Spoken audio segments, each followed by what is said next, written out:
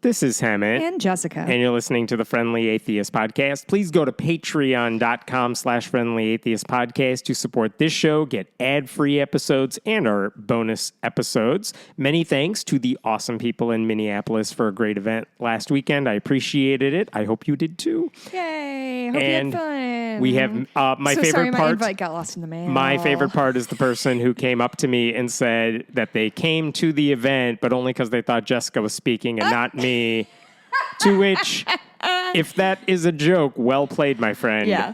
He's lost a lot of sleep over it. But oh, that's that sweet. Was fun. Sorry, I wasn't there due to lack of invite. No, I'm kidding. I don't care. It's fine. It's all good. Cool. I love Minneapolis, though. It was a good place. Do you get to spend any time down there, or is it mostly in a There was a lot of walking around lakes. They have a lot of lakes. Do they? I heard they have something like 999. Something like that. 9,000. 9,000. Yeah. That's what you're it was. Close. I never liked 10,000 lakes. It doesn't roll off the tongue, does it? No. Land of 10,000 lakes? Land of 1,000 lakes. Whatever it is. Let's do this. There were show. Many. I'm glad you had a nice time. So we're going to start by talking about something going on in Colorado. And there's a bit of an update, which is why we're talking about it. Okay. I think the last time we discussed this story might have been over 2 years ago. Whoa. So let me refresh your memory on what we're talking about. Democrats in Colorado, where they have the numbers they need to get stuff done. Mm-hmm. In April of 2022, they passed a law establishing free preschool in the state starting in 2023. So, they passed the law allowing free pre-K for everybody. And children in the state can now access, half-day preschool programs at no cost to their parents. The governor's office said at the time it would save families an average of, $4,300 a year. Wow. Obviously, gives kids a head start in their education, which is fantastic. Since it launched, last August, it's been a $322 million program. Wow. Okay. It has helped apparently 40,000 4-year-olds attending 1,900 participating schools. Okay. And some of them are religious, like a Lutheran school or a Lutheran church says, we have a preschool. Can we participate? And the answer is yes, as long as you follow some basic rules. Okay. Schools cannot discriminate against students. They have to accept kids for any reason. You can't discriminate on the basis of race, religion, sexual orientation, gender identity, and all these schools. Them or their parents? Both or no discrimination. And if a church wants to participate in the program... I'm looking for loopholes that churches are going to dive their ass through. Yes. And so here's the problem, of course. The Denver Catholic Archdiocese, specifically 2 of its parishes, they then sued state officials because they said, but we're bigots. So we would like all the money, but also we hate people. So you got to let us do all of that. That's what our religion means. And so their argument is that Catholicism requires them to reject students who have gay parents, staffers who might be in same-sex relationships. They said they couldn't recognize the existence of trans people. They can't Catholics. use pronouns. Yeah. They wanted to they wanted to ban students from wearing, quote, the opposite sex's uniform or using what they deemed were the wrong bathrooms. These are 4-year-olds. They wanted to prioritize. They also said, we want to prioritize the acceptance of kids from Catholic families over Jewish ones. Whoa! Which they did not use those words. That's I added Jewish ones. Okay. They said we want to prioritize taking in Catholic families, even though the law already said you're allowed to prioritize your own parishes. So they're just we don't want to take in kids from other religions. So now they're saying, it's fine. We'll take our own kids first, but any spare spots, they stay for Jesus. Well, they weren't explicit, but wink, wink. Okay. So basically, it was less about religion and more about the discrimination against LGBTQ people. Well, it's so important to their face, and always has been. It's not a new thing that they're harping on about at all. This is a thing that, if you go back to the 1950s, they said all the same things. Yes. And the lawsuit said if they took in kids with gay parents, it's going to lead to conflicts because, quote, a Catholic school cannot treat a same-sex couple as a family equivalent to the natural family without compromising its mission and Catholic identity. These fucking people. What is wrong with these people? So, of course. Wait, yes. hold on. No. We're going to natural family. Natural family is really We're cool fucking with my natural shit families. Up. What does natural mean to you? That means whatever they want. What if somebody's a stepdad? Oh, God, no. Or Not like, in oh my Catholic God, what if homes. the parents died and they're raised by an older sibling or an aunt or an uncle, Sorry. possibly Nope. grandparents? Nope. Biological. Natural. Natural. What does Such that a weird word to use. mean? That's like a fucking herbal essences thing. Like, oh, Simple we're so solution natural. here is that's fine. You can be bigots. Like, just don't take the state's money. Yeah, you don't get both things. Yeah. So no one was forcing them to participate in the program. If families wanted to send their kids to like bigot factories, they have the right to do it. No one is stopping them. Archdiocese can do everything it wants to do before the law went into effect. Afterwards, like, it's fine. The law doesn't affect you if you don't want to participate in it. And they knew this, which is why they also made a different argument in their lawsuit against the whole program. They said this is bad for business because if preschool was free everywhere, why will people give us money? And if enrollment goes down, we would have to charge our members even more. And why don't all the state officials care about the Catholic Church's bottom line? That's here. Let me read you what they wrote in the lawsuit. Here's what they actually wrote. Yes, they really are like, we can't turn a profit. Quoting from the lawsuit system. here, by creating a program that provides, quote, universal funding for preschool programs, Colorado has cornered the market for preschool services.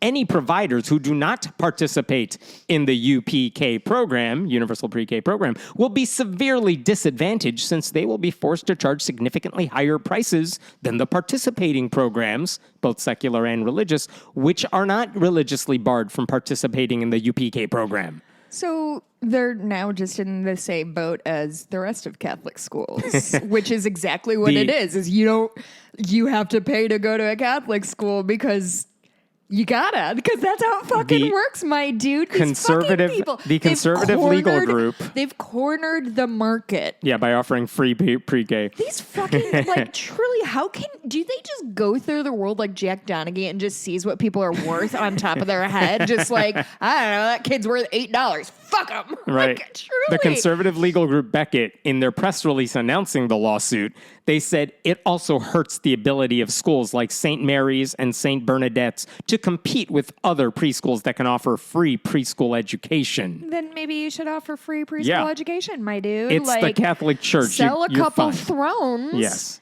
And pay for that pre-K. In the marketplace of ideas, the Catholics were admitting they were losers and that neutral rules were so unfair to them, it was illegal.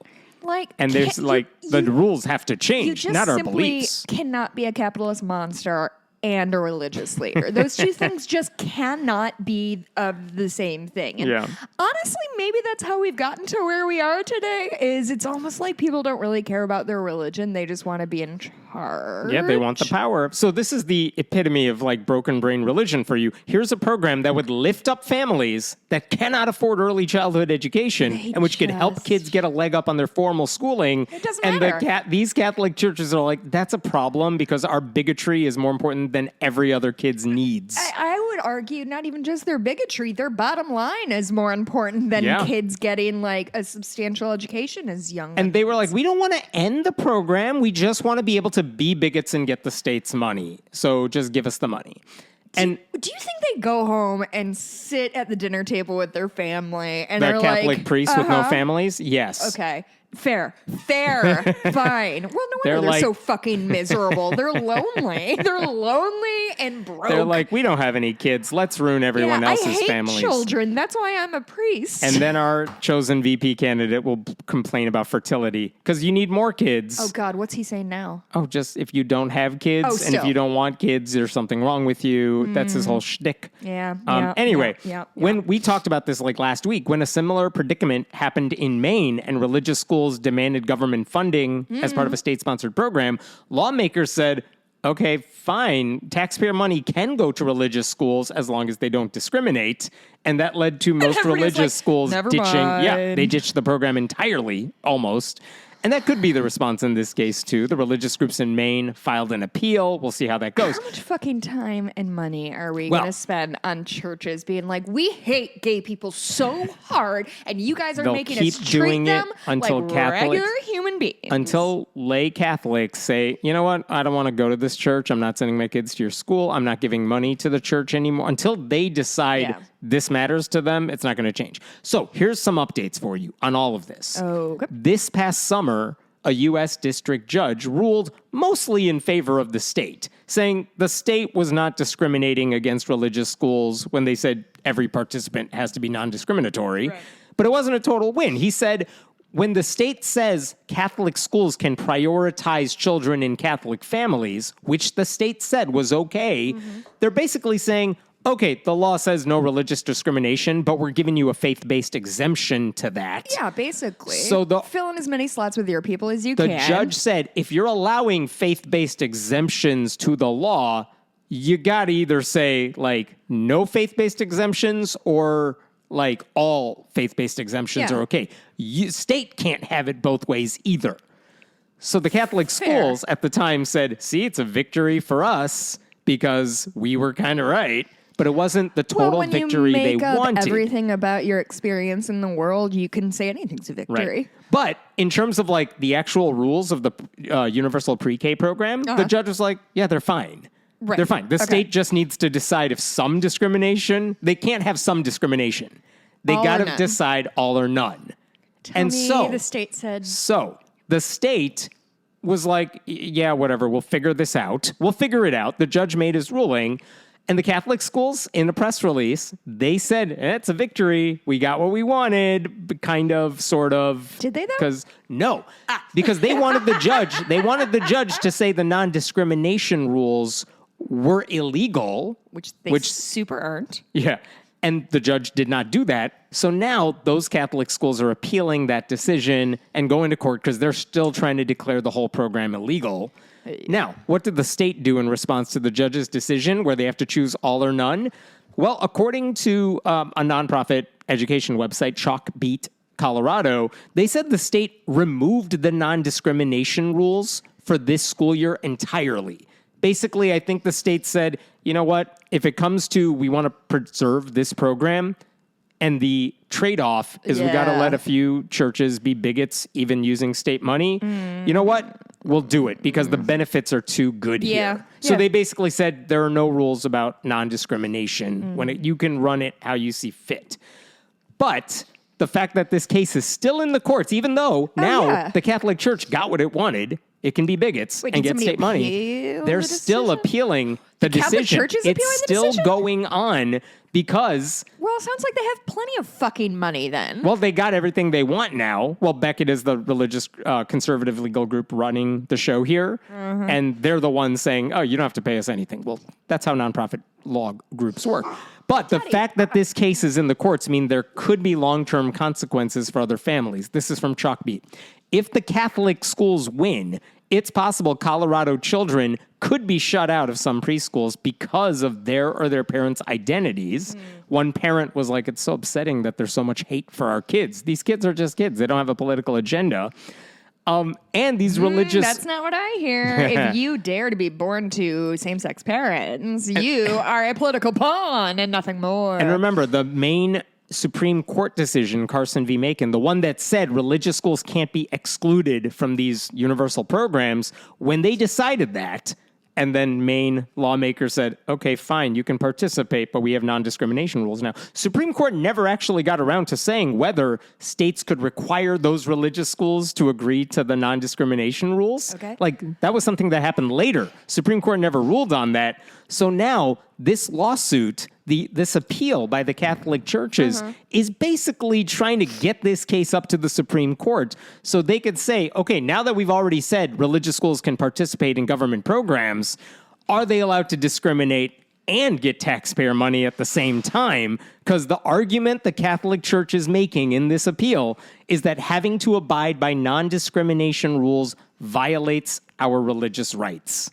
That's the argument that they're fighting. Even though they got everything they wanted in Colorado, they're fighting that. It seems like the goal, it's not about participating in the program because they can participate. Weird. I thought this was just about children. I know. It's about getting this case in front of the Supreme Court so that the supermajority that's conservative can use it to create another hole in the wall between church and state, basically by ruling that religious beliefs can always be a loophole for people who don't want to follow the law even when they get government benefits. And the irony is that no one was ever asking the church to do anything that violated its beliefs. No. You can be bigots. Yeah. You're allowed to Have be. Fun. Enjoy right? it. The Archdiocese was just unhappy that everyone else was doing pretty damn well by rejecting their bigotry, So and they couldn't handle being left behind. Do you think the premise of this lawsuit is eventually going to be that the state represents a monopoly of pre-K services and therefore is putting I don't think the that church argument's out of getting business? anywhere. Because that's wild. I don't think that particular argument's going anywhere. I think the argument they're making is if you're telling us we have to obey non-discrimination rules, you can't ask us to do that. Discrimination is our religion. It's what it stands for. And the state has no business telling us that by participating in the program, we have to obey their little pesky rules. And now they want a higher court to say, yeah, I mean, they said they're religious, so therefore they don't have to play by the rules. Do you think my dad's entire family all hate each other because they're Catholic and they're just bred that way to just sort of be antagonistic towards others? No, and the thing is, Catholic people are overwhelmingly against all this bigotry. I think I saw a survey this morning. They're fine with women as leaders. Oh, they are fine with 100%. gay people. I've had these conversations with so many of my Catholic friends because I am that absolute asshole who will talk to an acquaintance and they'll mention that they want their kid to go to Catholic school or whatever, and I'm like, what's up with that? What about Catholicism is important to you? Because I'm a monster and this is how I move through the world. But so yeah, I 100% believe that. But there's going to be a reckoning, I think, between. You would have thought a reckoning would have happened 25 years ago. I don't with think the sex so. abuse cases. And Yeah. by and large, even though Catholicism in the U.S. is smaller than it used to be, no, most people are still they say they're Catholic, they're proud of it. And until that changes, until that label becomes something you're ashamed to say, that's not going to change. Did you ever say, okay. Even Stephen Colbert, if you ever watch his show, he will say he's proudly Catholic. He went to go meet the Pope recently and stuff like that. But even now, when he says that, it's always followed by a self-deprecating comment or a joke or something like that. Because even he knows you can't just say you're Catholic and act like that's the final word of it, because everyone else has a bad connotation with the word. And I think that needs to be the case for anyone who just goes to church or they're like, yeah, my family's Catholic. There should be a long pause where you have to explain that. Speaking of, we should have done this a long time ago. As a speech guy, you know The Actor's Nightmare, right? What's The Actor's Nightmare? It's a short comedic play about literally a guy who wakes up in the middle of a nightmare where he's on stage and doesn't know what play he's supposed to be in. Okay. There's a part that, and the play was written in the 80s. There's a part that literally says something about Catholic adults. I don't really know any Catholic adults, I guess. In the 80s, they were people are not on board with this anymore. I don't know. It was just a thing that genuinely pops into my head a lot of because, when you're 17 and nothing makes sense in a play because it's all over your head. But then he said, I don't know a lot of Catholic adults. I was like, me neither. I mean, I guess in our circles, sure. I don't talk to other humans. No. In general. Your circle is at this table. Yes, that is correct. Oh, speaking of which, I watched the first episode of Survivor, and I have so many thoughts and bonus episode. Shan't be watching more because absolutely fuck that stupid show.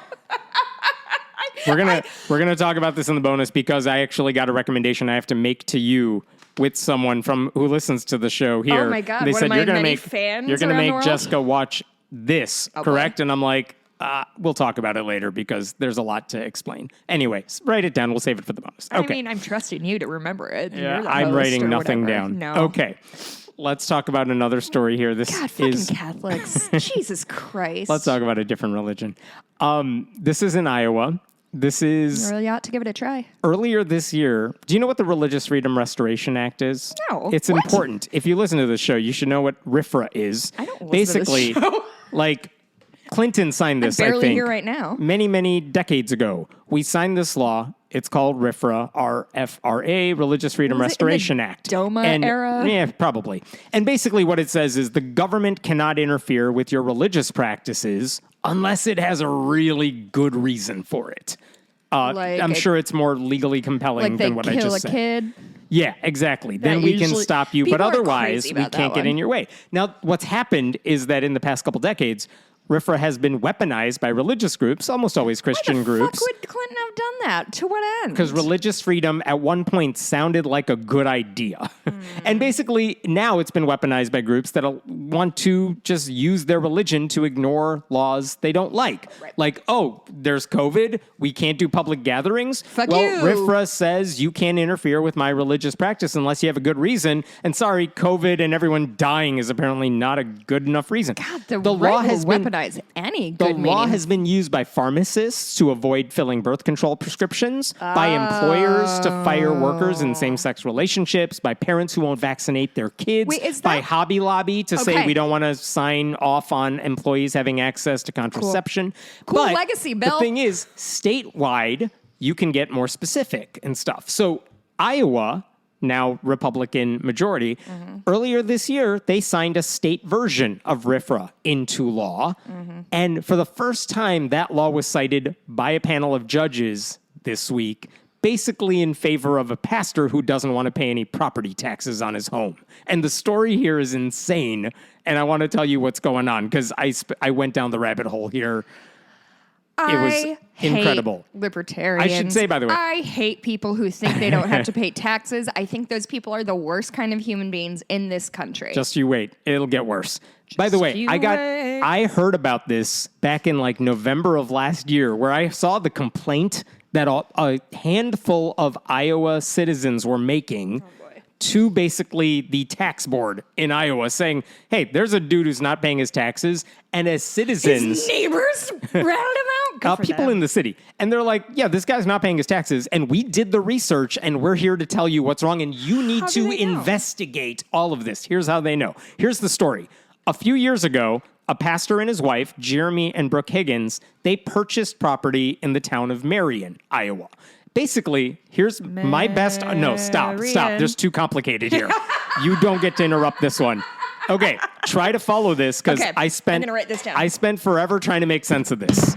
Okay, they purchased property in the city of Marion. They sold that property to a church. Happens to be their church, Calvary Community Church. They sold that property to their own church. Is the Marion residential property or commercial property? Just regular ass property. Commercial, like residential. They bought a lot on which to build a house. Okay, so it's residential property. Okay. They sold it to the church. They sold that property to the church for $1. The church, their church, then constructed a home on that property for $765,000. That's more than the dollar that they sold the land for. The complaint said we assume no sales tax was paid on construction costs because the church built it. And then the church, provided the Higgins with a mortgage, which they then forgave months later. So basically, the church, in big quote hands, built a home for the pastor. And then the church is like, yeah, cool. It's paid for by the church. A $700,000 house in Marion, Iowa. Yep. It's basically a McMansion in the suburbs. It's huge. And again, the problem is, I don't care if these people bought a really expensive house in some suburb of Iowa. Basically, it's not under their name. They're saying it's under our church's name. And so it's a church property, and the pastor gets an exemption to the taxes because it's owned by the church. It's not owned by them, right? I guess I never thought of this part of it, because usually it's the church has owned this lot for a bajillion years and haven't paid taxes. And they own a home on it, and a pastor can live in it without paying expenses on it. We usually hear about this in the context of megachurch pastors. Right. Or like Joel Osteen. It's like he's living in a mansion. I've seen the pictures, but it's owned by the church, so he pays no taxes on his home. But the church doesn't have to pay any property The church taxes, doesn't have to do shit. Okay. And so here's the thing, though. The church is not some massive church. It's a church literally run by these two. So when they're signing the paperwork, you would normally pay, like you would sign paperwork with your bank for providing you with the mortgage and all that. These people are signing paperwork, but they're the only people signing the papers because they run the church. They own their home, right? It's one dude writing contracts for himself and then signing them. He bought a home. Just like Jesus did. Yeah, he bought a home, but he acts like it was church property so he can get away without paying property taxes on it. They bought the property. Look, it's complicated and I'm going to screw it up. But the church didn't even technically pay for the house because they personally loaned money for their house to their own nonprofit church. Like, they gave the church the money. Money laundering.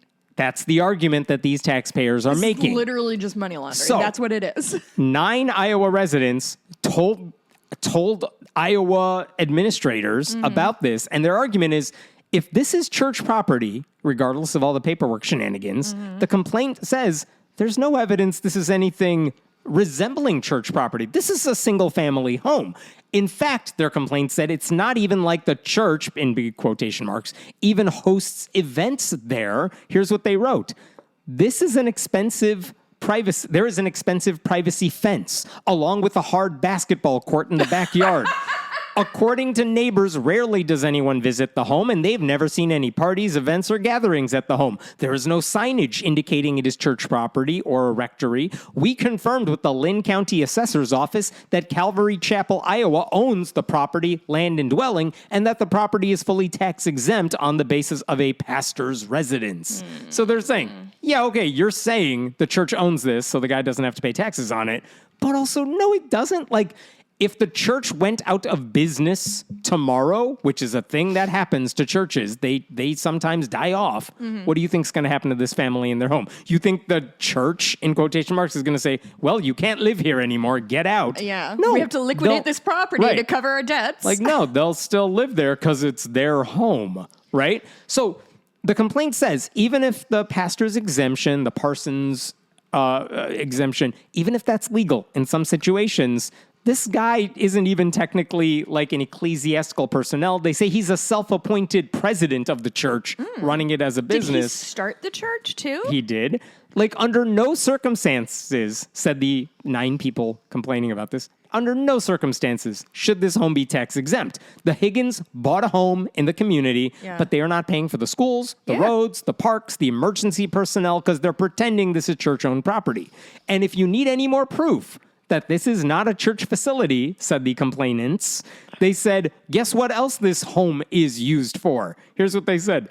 To support this even further, there are 2 registered active for-profit businesses operating from this home. No. One business, which is like a coffee company, is registered to the wife, who's like the wife of the pastor, and the other company is registered to their adult son, which is like a production company. Oh, so my God. They are using this home as the basis for their for-profit businesses. Multiple but businesses. also saying this is church property. Like, why is this These church? people should be in jail.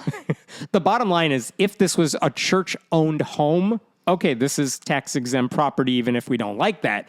But if it's a single-family home, which is certainly how they're treating it, it would not be.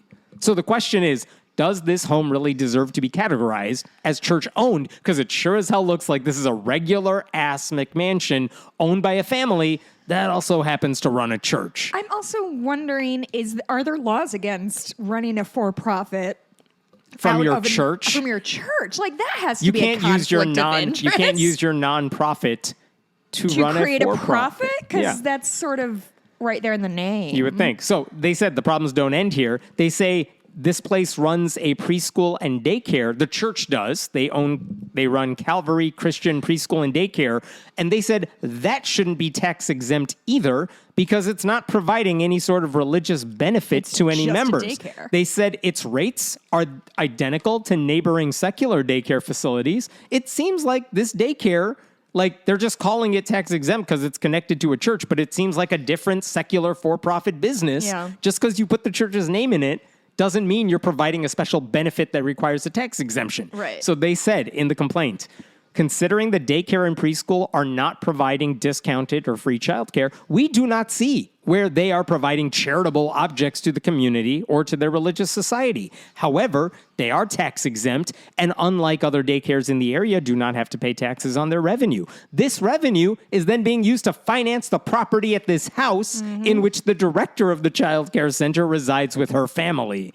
Iowa code does not allow tax exemptions on property for housing of non-religious staff. So stop acting like it, basically. Jesus so Christ. They sent all this to the Iowa Department of Revenue. They said, all we are asking for, go investigate all tax exemptions being provided to Calvary Chapel, Iowa, as there may be tax exempt abuse and or tax evasion occurring elsewhere that has yet to be uncovered. So they're saying, we did all the work for you. We checked on this. Yeah. Everything looks shady as hell. Now we're turning it over to you. You investigate. So their complaint was sent to the Iowa Department of Revenue. The Iowa Department of Revenue said, all right, we'll send it over to our administrative judges to assess the situation, which is protocol.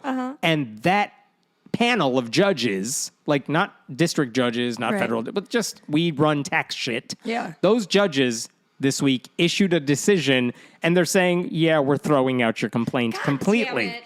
Basically, what the judges said is, we are not going into the merits of this argument. We are not saying you're right or wrong about any of this. They're saying random taxpayers, the 9 people who signed off on this complaint, random taxpayers have no right to challenge a tax exemption that is already claimed by a church. Why not? Because of Iowa's new RFRA law. Because, here's why. Making that couple defend themselves imposes a substantial burden on the exercise of their religion. Basically, if we allowed anyone to sue religious leaders over alleged wrongdoing, it would get in the way of them telling their congregations like how ethical they are. And if all that sounds absurd, the judges all seem to recognize that, which is why they were like, hey, if any higher court is looking at this, we could use your help here. Basically, what they're saying is until the judiciary provides different guidance on how far RFRA can go, this case has to be dismissed. Yeah. And Higgins' own lawyers said, if you're asking us to turn over paperwork to you, that's a burden on his faith. Here's what the lawyer said. Time is a limited resource. The work and ministries of the church will face the vagaries of litigation, which will take primacy. Pastor Higgins will experience a chill on his First Amendment protected speech and will face the choice of self-censorship if he has to provide the paperwork to defend his home or anything. And so that's how good it is to be a Christian pastor. You can bend the law in your favor, arguably illegally, by saying, yeah, my house that I was going to buy anyway, it's owned by the church, so I don't have to pay taxes on it. And then say, no one has the right to challenge what I just did and got away with because it amounts to religious persecution. That's what the Religious Freedom Restoration Act does. That's great. That's definitely something that the Founding Fathers really would have totally felt good about. And now, what can be done about this? Well, unless the Iowa Department of Revenue or a government agency decides to initiate a lawsuit, there is no way for the tax exemptions to be challenged, much less revoked. Because, again, due to RFRA, the only argument here is the state has a compelling interest to enforce the tax code, and they have to show we can do that without letting random taxpayers file lawsuits and forcing the church to deal with litigation. So the state has to make an argument that we can make you comply by the rules in a way that doesn't hinder your religious freedom, but the state has to make that argument, not randos who are just pissed off about this. So the judges said this case must end unless or until the government pursues the matter. So this is RFRA for you. It's working exactly as intended. It's not about religious freedom. It's about giving religious organizations another weapon to fight rules that are meant to apply to everybody. That was a significant bummer for me. Right? That I even really bummed me out. By the way, the first thing I said about the story is it's about RFRA. And it's about this. Yeah. But it took a while. Yeah, you sure did. You sure did tie it up with a nice little bow You're hem. welcome. Congratulations on your storytelling capabilities for that miserable story. I spoke to Joe Stutler, who's one of the petitioners who filed that initial complaint. And he said this decision creates, quote, unfettered access by any religious institution to basically do whatever they want with no guidelines, no restrictions. Yeah. Yeah. I do understand the idea of citizens can't just file randomly tax lawsuits against each other. I get that could slippery slope us into anyone goes to challenge everybody in every HOA or whatever. But boy, that's a fucking bummer. Yeah. So, and asking government officials to challenge a church about anything is a hard ask. Is there anybody who has that kind of momentum? That kind in Iowa, no. I mean, when statewide officials are almost all Republicans, it's probably not going to happen. By the way, side note, a local ABC affiliate is the only news group I've seen that wrote anything about this story. And when they first posted about this decision, the first time RFRA is being used in Iowa, the state law that was passed earlier this year, because that was the newsworthiness of this story, it said the petitioners, the citizens who complained, it said they were going after the church because Higgins had endorsed 2 school board candidates from the pulpit, which first, it is a problem because churches can't endorse candidates. They should lose their tax-exempt status. But also, that's totally not what they were complaining about. Right. And I know that because I read their complaint. But it's very clear that the reporter spoke to the church or the pastor, and this is the spin they were offering. They're like, they don't like what we say in church, so they're coming after us. We're victims of religious persecution. I mean, either way, they're in the wrong. Like, there's no scenario where they're correct. But also, the reporter just mindlessly parroted the church's talking point very much and did not speak to any of the petitioners or the lawyer for the petitioners. And only after they spoke up and they're like, hey, reporter, what the hell are you doing? That's not at all what this case is about. That's not what the significance of this case is. It was the reporter. And now, let's name and shame him. He's probably some young dude who doesn't understand what this issue is about. But after they spoke to him, the story was revised and now it's accurate and tells the correct story. But it just tells you, I think the takeaway here, I mean, reporters who don't specialize in this stuff, I get that they are just trying to figure this out. But the story here to me is the couple, they could not respond to the actual merits of the argument because the complainers are right. Yeah. And so they're just going after us for what we say. Yeah. They're dodging it. The truth doesn't make their side look good. So the pastor, the wife, the lawyers, they're all eager to tell a story that points to persecution to make themselves look like the good guys here because the actual facts of this case are really troubling for their side. My watch just alerted me that my heart rate went below 40 beats per minute. Glad I could kill you during the broadcast. What the fuck just happened to me? That's a new Patreon goal, by the way. Yeah, it's just to murder Jessica. Live. Yes, that's how it works. A live death. Yes. See? On I can podcast. be plays on words too. Should have done video, man.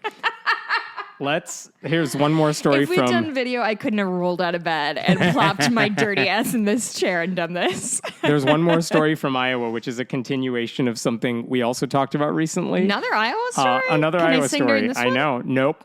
So we talked a while ago about how Satanists wanted to hold a marathon reading of Paradise Lost in the Iowa State Capitol. Why? Because, well, one, they're allowed to. It's public space. I remember we just learned about a law that says you can do whatever the fuck you want if it's for religion. And the Iowa governor had already approved a proclamation saying, let's have Bible reading marathons across the state. And they're like, all right, well, we want to read Paradise Lost. And we want to do it there in the Capitol. And then the state changed the rules to say, well, if you're going to do that, your events in the Capitol cannot last longer than 1 day. Oh, I remember this. And they fucked over some veterans? They fucked over a veterans group that wanted to help veterans find jobs. Finally, because that was going to take a few days. What's coming to them? Fucking nothing. And they also capped events sponsored by any group to 1 per year, which means if you want to hold a 1-day reading of Paradise Lost in the Capitol, we'll let you do it, but then you don't get to put up a display over winter. So we talked about this weeks ago. I want to be clear. These people are idiots. I don't know why it's really important for me to say that whoever wrote these laws are just stupid, unkind, terrible people, because this is dumb. And yet they did it. So, what happened after that? We did not talk about this yet. How did the Satanic Temple in Iowa, how did they respond to all of this? Well, instead of using the Capitol, because they don't want to use up their 1 day in the Capitol yet, they're saving that for December. So they get a 1 day... You're allowed to use it once a year for 1 day. But so is all the church nativity shit only up for 24 hours now? Now it will be.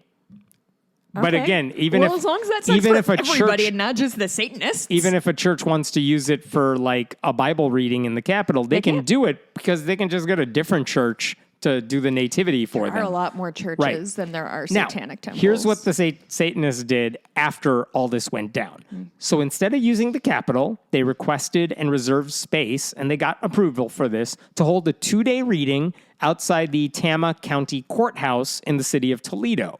In Iowa. So they were going to do that September 16th and 17th.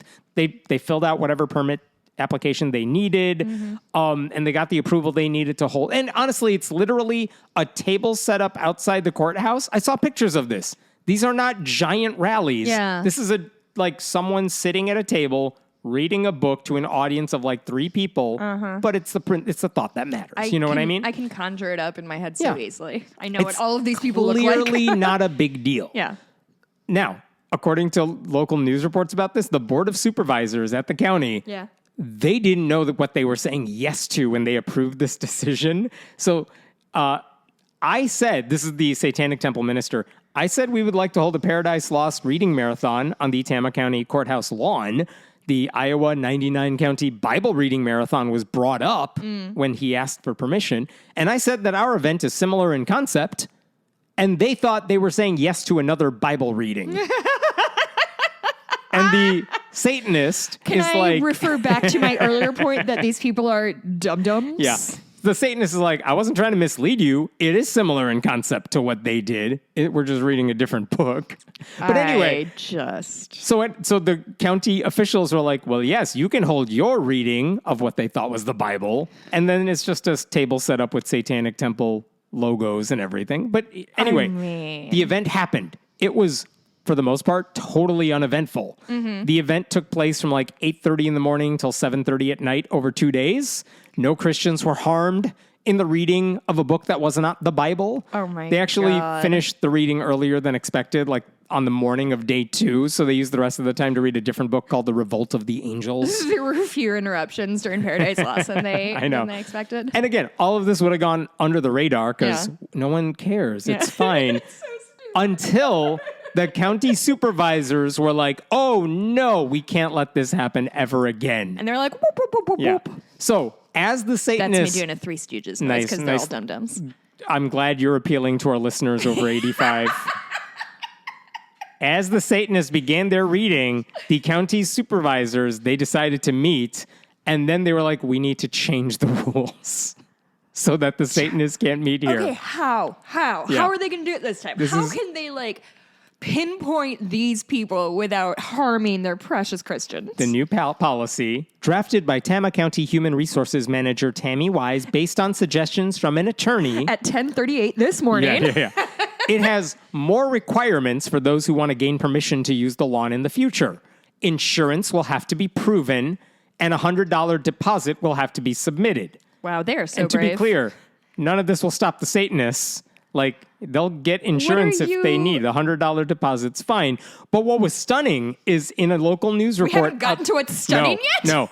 In a news report about this change that they were making because Satanists decided to take up the public forum and use it, and they're like, what? We have people here we don't like?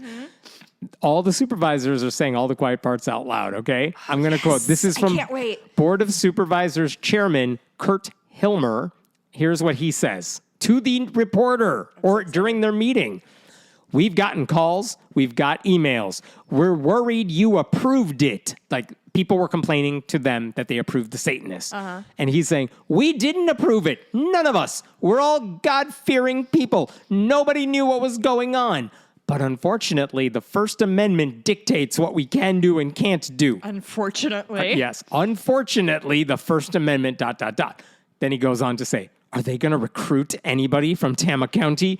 God, I hope not. They're just here to get attention. I hope there's no newspapers. I hope there's no TV cameras. I hope there's nothing, he says. Do they know what Paradise Lost is about? No, and they don't know what the Streisand effect is either, because these people are complaining about, I hope they don't get any attention for what they're doing. My dude, it's only about attention, but it's because you allowed this to be an open forum. You have a choice to do this. God, you know what? Christopher Guest should make a movie about this incident, about just a group of people who want to read Paradise Lost or whatever. Yeah, what are they going to recruit? If they recruit locals, what's the harm? They're going to be literate? And it's just the people inside the state capitol building running around best in show, and fucking Catherine has her little wobbly leg. It's truly a Three Stooges sketch come to life. It's wild. That admission makes it sound like the board would have blocked the Satanists if it was legally possible. Do you think when they were running out to see what was going on, they all got caught in the door frame together because they all tried to get through at the same time? Yes, 4 people trying to get through the door. Yeah. I also talked to the Satanic temples. Why I oughta? That's not them. Yeah. No? I oughta? That's not a thing they say. I think Anyway, it is. the Satanic Temple's minister told me in an email that those comments were like truly bizarre. Yeah. And Well, he really? said, our Paradise Lost reading marathon was submitted to the county auditor and approved by the Board of Supervisors for Tama County, just as the county's Bible reading marathon has done for years. Satanic Temple members do not proselytize. Why I oughta is a phrase that originated as a catchphrase for Mo Howard from Three Stooges. Well, Suck I see. my dick. There you go. Our religious beliefs and symbols deserve to be represented in the public forum just as much as other religious perspectives, which is fair. And then the reporter asked Hilmer, the supervisor guy, if you had to choose between continuing the open forum policy so anyone can request space or shutting it down to everybody, like what you gonna do? You can take your ball and go home? Here's what Hilmer said. If it keeps happening, the Satanist using the courthouse lawn, I would probably vote for not letting anything happen over there. Okay. It's sad because it affects the good people. Wow! It's sad because allowing everyone to use this space means the good people can't use it all for themselves. And by good people, he means like not Jews, And then he not said, atheists, bang, zoom straight not- to the moon. That is not Three Stooges. That's the honeymooners. Nothing. That's the Yeah. honeymooners. You know when he funnily always Yes, again, threatens his appealing to wife the with 90-year-old physical- listeners. Well played. I don't know why this is all in my head. What's the matter with me? We Anyway, I think I spent too much time By with the my way, dad. about He those doesn't like that shit. about the good people who are taking advantage of this So space. funny. You know what they were doing during the Paradise Lost reading? Crying. They were trying to disrupt. Gnashing of teeth. They were trying to disrupt it. Here's from a newspaper article. A glance out of the supervisor's meeting room window Monday morning showed that another group was gathered on the aforementioned bandstand. Christians, led by local pastor Adam Todd from the Solid Rock Bible Church in Toledo, hosted a reading of the Bible on the bandstand and courthouse lawn without permission from the city of Toledo or Tama County. And as the Satanists read in the shade of a tree only a few feet away, the local Christians stood under the sun reading in protest before leaving around 4 p.m. Monday, several hours before the Satanists. So brave. So these Christians so showed up brave. to interrupt the reading without getting Without the a proper permit. permits. Just to And I'm sorry, did Just they to get call in the the way. fucking SWAT team? Because it sounds like this is a big fucking deal. Sounds Hammett. like they got- reading on a lawn is punishable. sounds like they got no punishment for just showing up and reading without a permit. So again, good to be a Christian. Who is Adam Todd, by the way? Because we've talked about him before. He's the same batshit crazy pastor. You may recall that last year there was a nativity scene on like Tama County property, or at least a nearby property. And then an atheist, Justin Scott, saw it yeah. and he's like, you can't just have a nativity scene. So, like, if you want to avoid lawsuits, you got to at least put up Santa, put up secular ideas here. And so the city or the county, they put up like a Santa and a reindeer next to my the God. nativity. Adam Todd is the same guy who said last year that allowing that Santa display to go up next to the nativity scene was an example of atheists and Satanists trying to murder baby Jesus. Totally sane dude. That is quite. Oh, a murder baby Jesus. Yeah. What does that mean? Like, listen, if we want to murder baby Jesus, we will let you know about it. I doubt that's something we want to keep on the DL. Well, I mean, baby Jesus hasn't been a baby for like 2,000 years. He grew up. It's No, right like there all in parents, their book. like all parents, you only remember him as a baby. He's a sweet, perfect baby who then you never turn, did like- anything wrong, and then they turn 3 and have opinions. There you go. I also spoke to Lucian Greaves, the co-founder of the Satanic Temple. He told me Hilmer's comments were appalling and deserve closer attention. He said, Iowans should be embarrassed to know that they employ a frightened and confused representative who sees the First Amendment as an unfortunate inconvenience. Is he the unfrozen caveman lawyer? God, I can't do any goes references on. newer than 40 years. Seriously. In all of a single statement, Kurt Hilmer reveals an ignorance that goes beyond a mere misunderstanding of our religion, demonstrating a complete lack of awareness or respect for the most basic elementary principles of law. Such commentary leaves no question that he is entirely unqualified for public office. Wow, that is devastating yeah. to hear. One thing I have not not heard. I haven't heard any Christian groups remarking on the new policy, at least not publicly. What was the new policy Like again? you have to get insurance and pay money. Insurance and $100 deposit. Yeah. Which was probably going to hurt Christian groups more than anything else. But also, they're not saying anything. They're not defending the Satanists in the name of religious freedom. I don't know. $100 seems like a either really too big or too small amount for what they're trying to prove. Like, If they're trying to set up hurdles, this hurdle will not stop the Satanists. So what's the point? Yeah, you would think that a hurdle would be more like you have to, okay, not to give them ideas, but your church has to represent X amount of people in the community who regularly attend. Like, Yeah. There's a lot of things they could do. But again, they are stupid in their brains. Their brains are turning into liquid goo. And therefore, they cannot think thoughts. All the more reason Satanists just need to ask, Christians are doing something. Hey, we'd like to do it too. And that apparently breaks all these people. I mean, completely. It just feels like when you see a kid crying at a birthday party because another kid also got cake. Like, what the fuck is wrong with you? Like, it doesn't affect you. Worry about yourself. Yeah, it's okay. There's enough to go around. Yeah. Anyway. Wow. I also have one last follow-up for you on a story we talked about. I think it's been at least a year since we talked about this. It involves a Louisiana pastor named John Raymond, who has the wildest backstory ever. And I'll tell you what the update is. I'm trying to read your note upside down, and I cannot figure it out. This guy, there was an update this week, which is why we're talking about it. I'll get there. But if you don't know who this guy is, in 2022, John Raymond, he's the head of a school, Christian school called Lakeside Christian School in Louisiana, and he was arrested in 2022 because he allegedly brought 3 students into his office because they were talking in class. Bad kids, got to go see the principal. Oh, God. And then he proceeded to literally tape their mouths shut, wrapping the tape around their heads. Keeping them there. I remember this guy. This guy needs to be put in prison. They were wrapped up like that for 45 minutes, according to police, until other administrators who are like, this is bad. They cut the tape off. This is from a newspaper article. Police said the students complained that they had trouble breathing while their mouths were taped and that having the tape removed was painful. Oh, yeah? Duct tape being pulled off your fucking skin hurts? That's so wild. And Why did he have duct tape in his office? John Raymond was then booked into the local jail for 3 counts of cruelty to juveniles. Now, he defended his decision in a public statement at the time, 2022, saying, 1, he gave the kids the option of using transparent Scotch tape instead. 2, he offered to call their parents and suspend the kids, but they didn't want that. They didn't want their parents to know, I guess. And then 3, he asked the kids if they were in pain and could breathe. Because, he was checking up on them. Petty tyrants are going to burn this world to the ground. And he couldn't believe people were treating him like the bad guy. He said, quote, "These students were given a choice between suspension and temporary tape. They were never in physical... Temporary tape is not an expression. They were never in any physical pain. Their breathing was never impaired. Except the tape for when was they never said wrapped those around things. their heads, and it was often under 10 minutes. Different than what the police said. No student was ever treated with cruelty or harmed in any way," he said. What is the matter with these people? Now, why do we especially care about John Raymond? Why do I care about John Raymond? Because he's going to escalate to murder really soon? He appeared as a cast member on Survivor season 5 back in the day in 2002.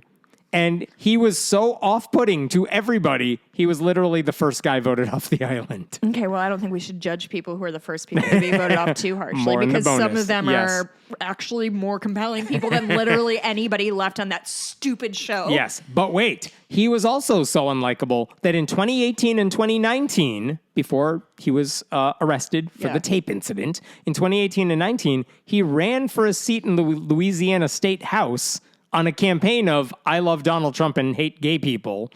And Republicans in the primary also rejected him both of those times because he was bad even for them. I'm sorry, how did this man get put in charge of children? Aren't there checks and balances in But this wait, thing? but wait, that's not all. Jesus. A couple of months after he taped those kids' mouths shut, he was arrested again.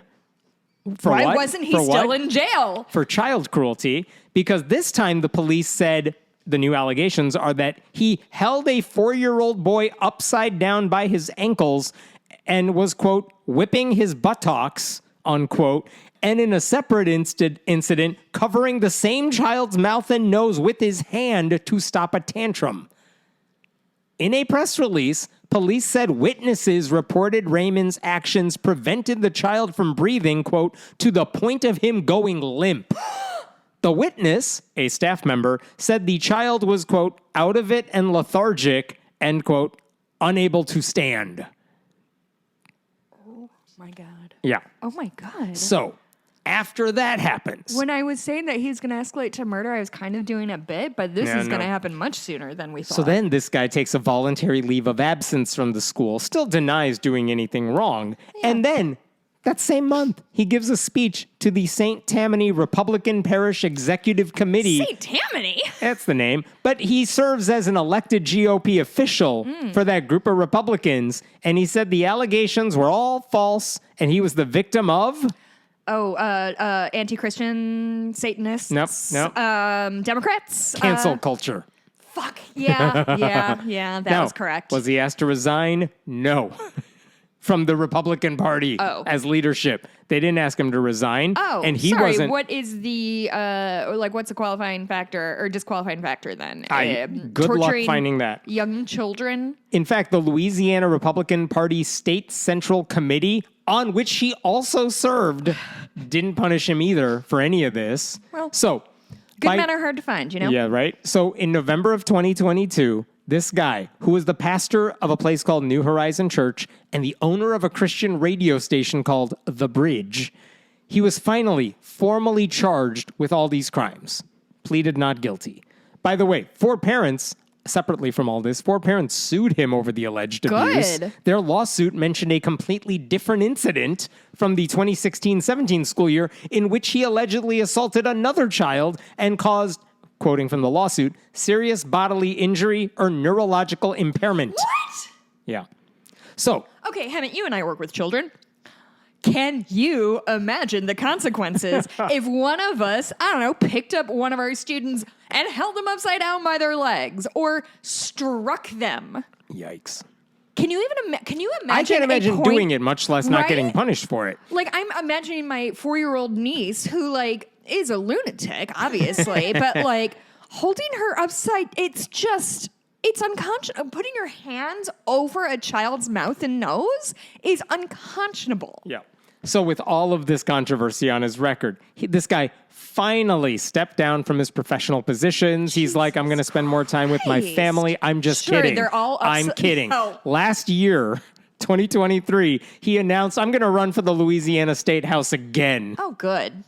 Louisiana doesn't have enough bad shit going for it. They need your dumb ass. He ran for the Louisiana State House. He said in an interview, I feel it's important people who believe in conservative Christian principles hold positions to create laws to direct our state properly. Spare the rod, spoil the child. I've spent 23 years serving St. Tammany Parish and promoting Christian conservative values, and I feel compelled to run to bring those values into law.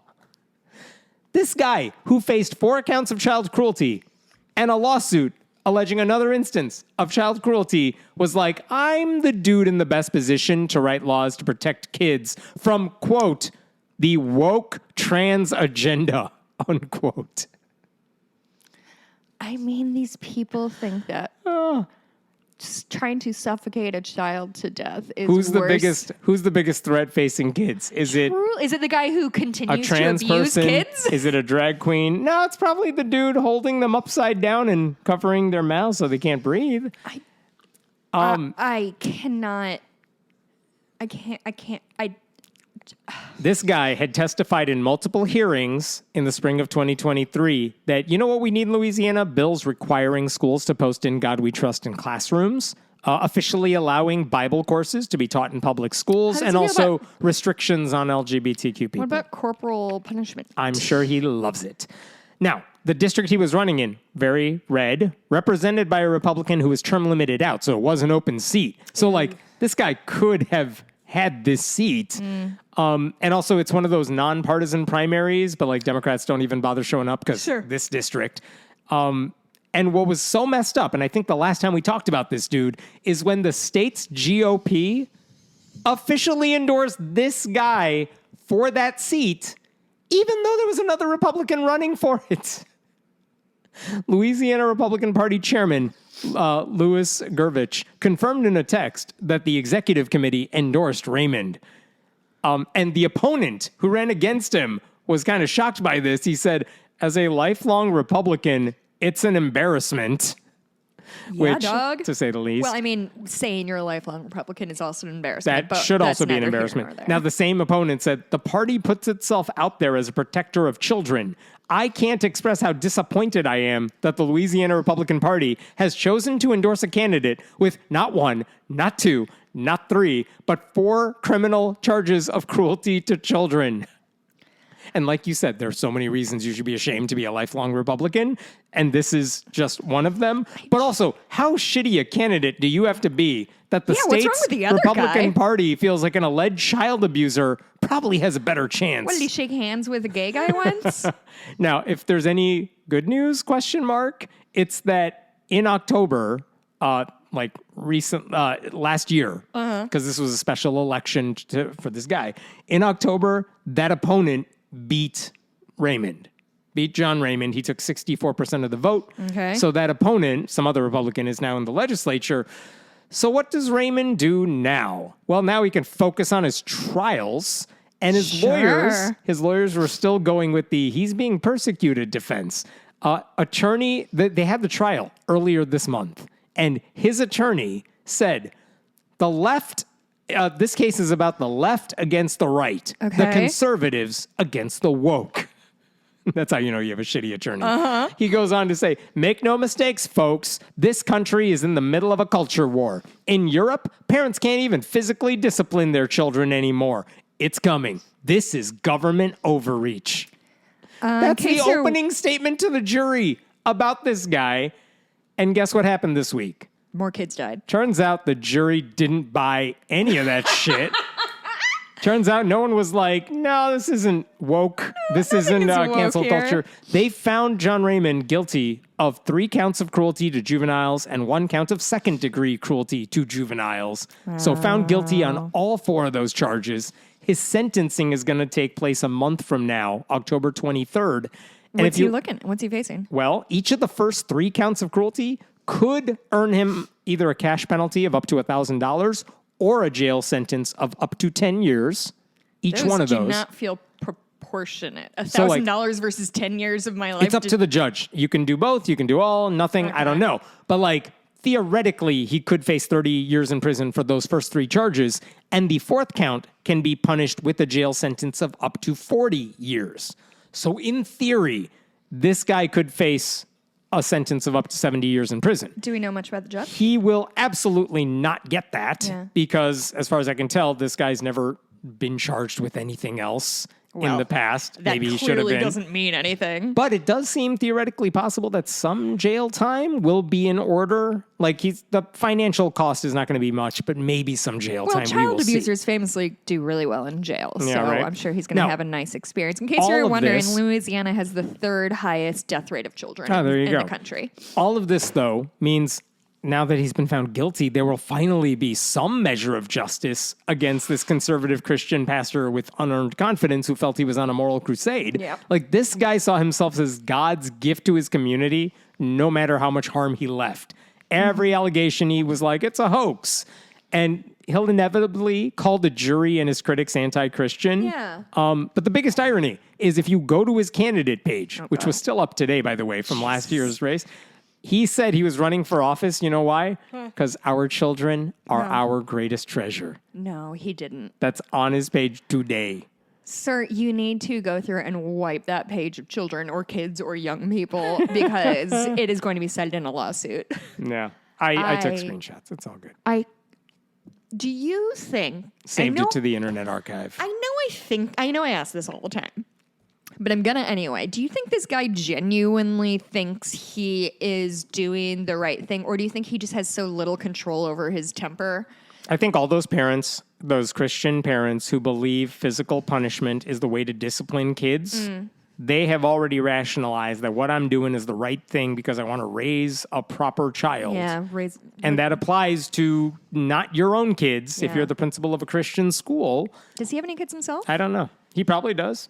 Yeah, I didn't check. Interesting. But yeah. So you think that he has given himself permission to harm children physically because of the culture? Yeah. And then just And doesn't they know where the rationalize. line is? No, and any sort of discipline is fine. Justified. Yeah. So Well, that sucks. That's I'll really give you an scary. update when I know how long he goes to jail for. I hope it's something. Do you think he will? Yes, because again, when you're guilty of all of this, it seems weird to just let the guy go because this isn't a one-time incident. This isn't one thing that got out of hand. This is multiple it's things. a pattern. Yes. Would this conviction preclude him from working with kids again? Do you know? Like, do you have any idea? From a government level, churches can do whatever they want. Yeah, that's what I'm wondering. Like, because if he goes to jail for 18 months, is he just going to get out and do the exact same thing forever? Probably. And what church? I mean, the Republican Party loves this guy. What's stopping any church, some Baptist church in the area, from saying, yeah, come back. We believe in redemption. Yeah. Wow. That sucks. Good times. These people, I don't think are good people, Emmett. That is what I have landed on after some thoughtful consideration. I think they are bad people. Agreed. Yeah. That's all I got. Is that everything? Let me see. That's everything. What are we going to talk about in the bonus? Well, we will talk a little bit about Survivor, even though I have very few things to say. You watched the first episode of this season, and I have to tell you about what someone recommended that you watch, which I will talk to you about. Okay. Then you went to some fundraiser, and you're talking about that? Yeah. I went to a fundraiser in Wisconsin, and there will be a bonus episode interviewing the guy who ran that fundraiser and my father, whose birthday was yesterday. He's Happy 75. birthday. Yay. Still too young for all your references. Yeah, no. It's for my grandfather, R.I.P. Mikey and I watched the movies Troll and Troll 2, which are truly some of the most astounding movies I've ever seen in my entire life. And horror movies and not animated about the trolls. 1980s horror movies. So like puppeteering, it's gross. It's Got a it. whole situation. And then I am planning a trip to Southern Illinois. I might have already talked about that, but we booked a place and I'm excited. Very nice. And then whatever the fuck you have to you can go to recommend to me. patreon.com/friendlyatheist podcast. You can leave a review on the iTunes. Yeah, still nothing. It's been almost 2 months. People, get on that. I don't know if it's people or iTunes. You but can leave the probably nastiest people. message you want if you leave 5 stars. Yeah, I'll legally have to read it. That's a contract That's how I it signed works. with the devil. Okay, we'll see you next week.